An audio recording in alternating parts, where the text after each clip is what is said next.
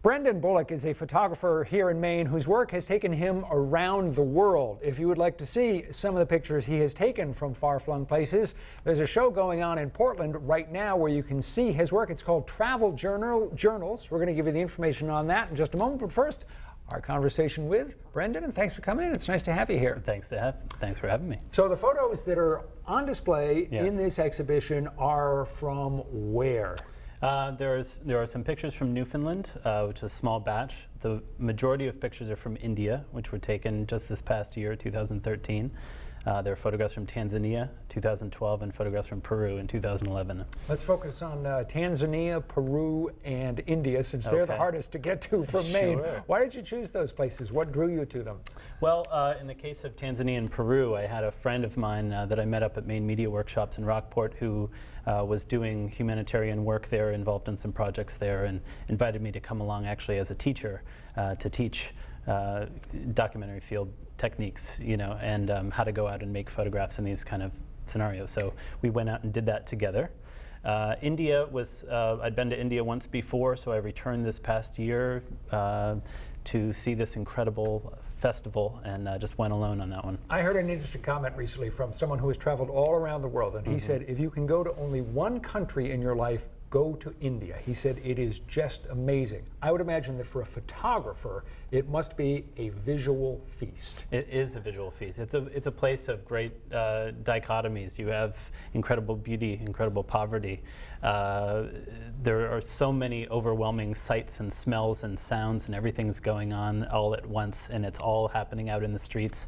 So it's very overwhelming. If you can get into that kind of the rhythm of the streets, it's amazing to photograph. So when you find yourself in India, and just the people, the architecture, everything is so irresistible, how do you come up with sort of a rational way of going about a day's work so that you're not drinking out of a fire hose all day? Sure, exactly. Well, one of the things, good light is the primary thing. So I'll go through a scene and I'll just be looking for pockets of really good light.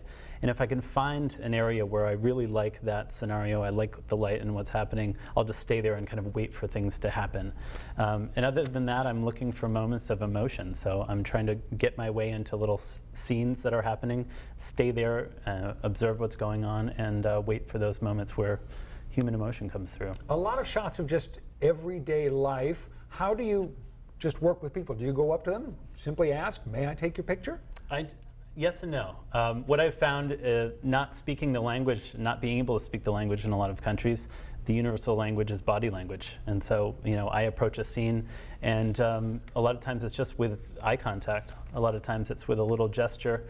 I'll come up and kind of crouch down and kind of make eye contact and sort of get that permission to make a photograph without any words. Let me ask you about a couple of the specific photos and just how they came about. Sure. A striking picture of the guy with the snake that is partly across his face. How did you get that? So he was a snake charmer. There are snake charmers in India. He was walking around with his family, and he had these cobras.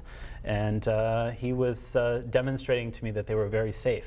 And so he was handling them, his children were handling them, and as he was holding this snake, it just sort of made its way up. And I made that picture. A really striking shot. The monkey and I believe it's a pigeon. It's definitely a bird. Yes. Yeah, I waited on that scene for a while. Monkeys were stealing these marigold flowers that people were throwing into the river as prayer offerings. And two monkeys were kind of fighting over those. And then this monkey and a bird were sitting next to each other. The monkey chased the bird, and I sort of got that moment. But yeah, it's quite a frozen moment in time. I like that image a lot. Some great shots of animals, some great shots of people. One of the ones that I also really liked was a shot that just shows, is from taken above, and you see sort of a sea of blue roofs of buildings. That's called the city of Jodhpur, which is moving west towards Pakistan, and that blue color used to indicate the Brahmin caste, and they would paint their houses that blue to indicate their social standing. It's now also used, apparently it keeps away mosquitoes, and so people like to paint their houses that color. But looking out over the city from the fort above, it's really quite something to see all that blue. Any particularly memorable things that happened to you in any of these countries while you were out shooting? Well, one thing I was thinking about, there was a time I was visiting a family in Tanzania, and I went in, I'd met their son, I went in to their home, spent some time with them, and as I was getting ready to leave, the husband said something to his wife. She disappeared and came back holding this hen. This image is not in the show, but I have this photograph of a woman holding this chicken. It was their only egg-laying hen, and they were presenting it to me as a gift. And that kind of hospitality and generosity that is in a place where people have so little is something I've experienced time and time again, and is one of the most moving things I've encountered.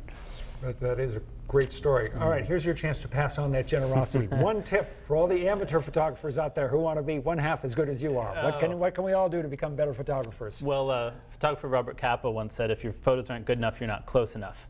And that's something that I would definitely say. You know, I don't go out with a big, huge lens and shoot from across the street. I shoot with a small 35mm lens, which forces me to get as close as I am to you now to make pictures. And so I have to get invested in the people that I'm photographing.